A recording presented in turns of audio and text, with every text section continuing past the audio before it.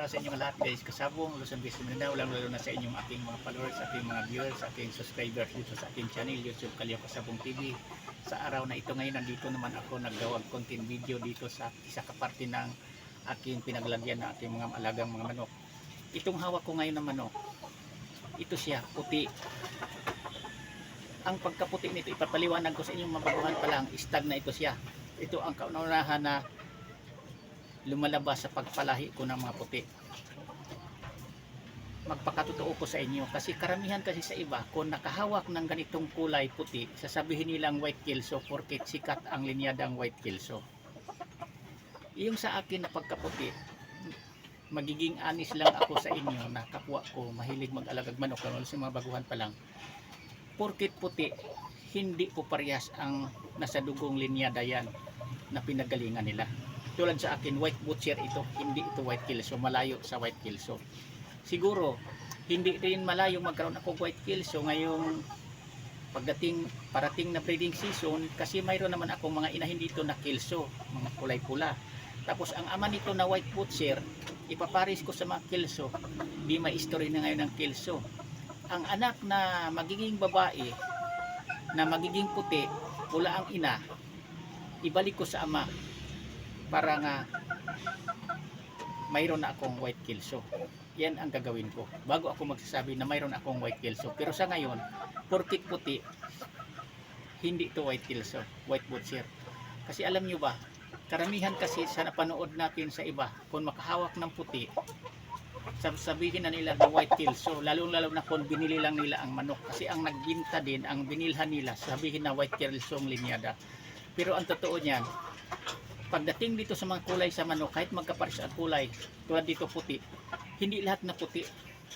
Isa lang ang linyada yan, white kelso. Iba-iba.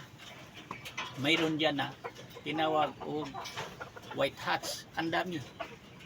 Kaya hindi ako nagsasabi tulad sa kanila ng ilan-ilan na nagpapalahig manok na ito white kelso, na malayo naman sa katotohanan na white kelso.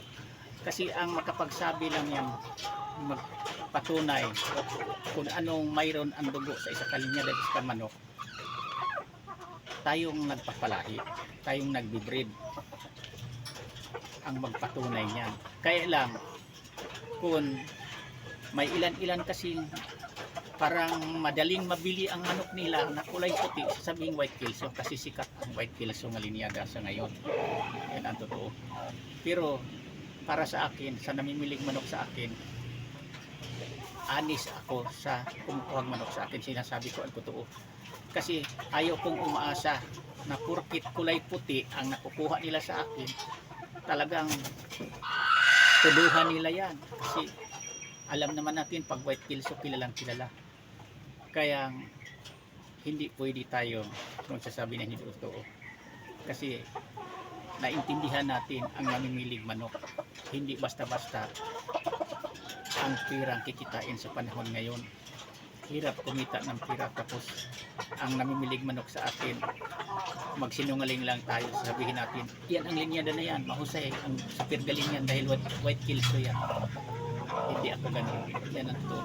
Kaya sana mayroon kayong kunting mapulot nito ng mga kapwa ko nagpapalahi ng manok. Kung mapanood nyo itong content video ko, lalong-lalo kayong mga baguhan pa lang, huwag natin tularan yung ilan-ilan na mahilig lang gumagamit sa mga sikat na linyada. Pero ang totoo, kung saan-saan lang yata nila yon nabili o nakukuha ng mga linyada sa manok, tapos gupitan lang nila ang palong, papugiin lang, tanggalan ng taina, tapos gupitan ang dito sa puwitan, ayusin ang mga dito niya, mga paggupit-gupitan dito, papugiin, parang gwapong tingnan, tapos sasabihin nilang white kelso. Yan ang totoo. Madali lang na pag gamit sa pangalan na white kelso, kaya lang para sa akin hindi maganda na mayroon tayong tao na niloloko na kapwa magmamanok. Kasi dito sa pagmamanok dapat honest tayo sa ating kapwa magmamanok, lalong-lalo na sa namimilig manok lang sa atin.